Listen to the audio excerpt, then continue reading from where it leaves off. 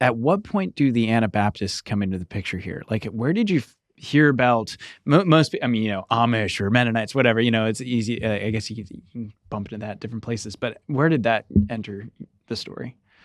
I think at first, all we knew were Amish. Like, you'd seen pictures of them or books or something. Sure. And obviously it was a cultural thing. Yeah. And I think we looked at it one time, like not because of, we never thought we would ever be anything like this.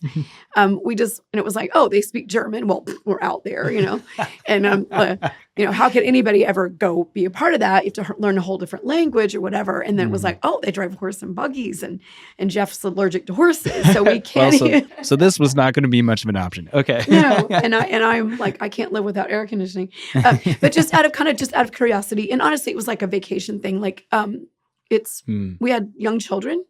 There was nothing offensive. You can whatever go. And I think we went down to Goshen we had an antique mall. But to be fair to our people, I mean, we just did go down to Goshen, Indiana to look at the Amish. We get so frustrated now in Lancaster County when these people drive so slow and they want to look at the Amish. And we've seen comments on social media about how somebody saw an Amish person's laundry and how mystical that is. And so it really was us. And we love the Anabaptist and what it stands for, but we were totally those people that would go down to Indiana to look at Amish. Kind of that almost like intrigued, touristy type, or as a curiosity maybe. Yeah, but I do think there was an attraction to something that was, to us, looked more biblical. Not as, that they were doing things that we weren't. Why did they do them? And, what was the reasoning behind all of that? And again, not necessarily we were just searching. It was just like, well, what is this? And what is this? And feeling a little bit pushed out. Maybe we don't fit as well here anymore. Well, where would we fit? Just kind of looking around a little bit.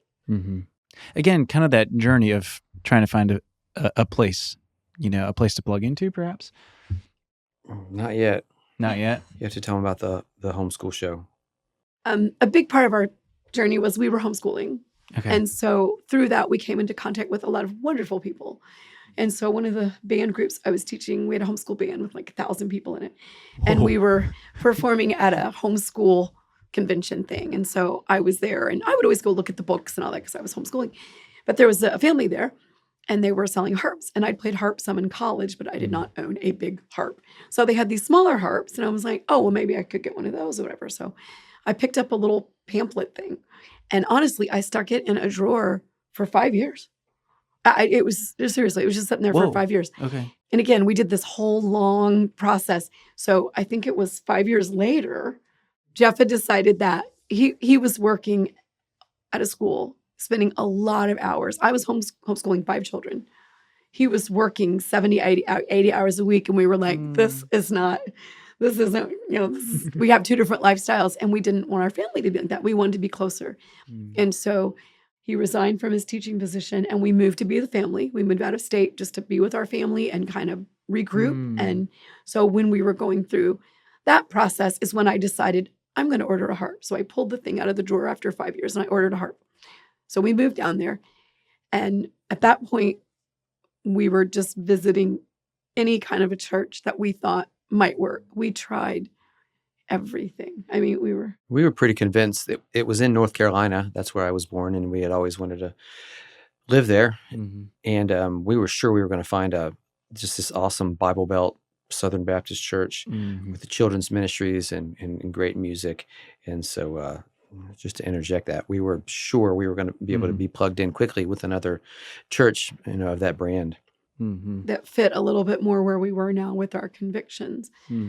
And so we couldn't.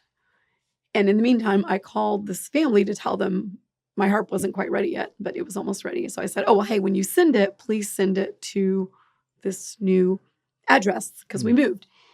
And then the dad that made the harps or whatever said, well, you moved. Do you have a church down there?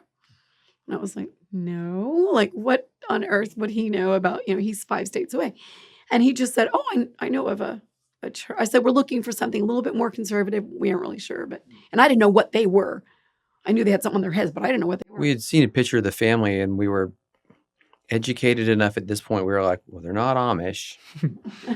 And apparently they're not Mennonite either. And we were just like, so I don't know what they are. Yeah. Anyway, so he said, oh, well, I know of a church. It was about an hour and a half away. And so Jeff called the minister, and he ended up actually calling back when Jeff was gone. So I had to talk to him. And I think I said something like, well, am I supposed to wear something? Because we were, by then, we were dressing a little different. And we were, again, closer to this end of things slowly. And he said, no, he said, you just come as you are. And that was really, was just what we needed to hear. Like, just come as you are. We don't expect anything. And that was neat. So we went there. We visited. That would have been our first Anabaptist church.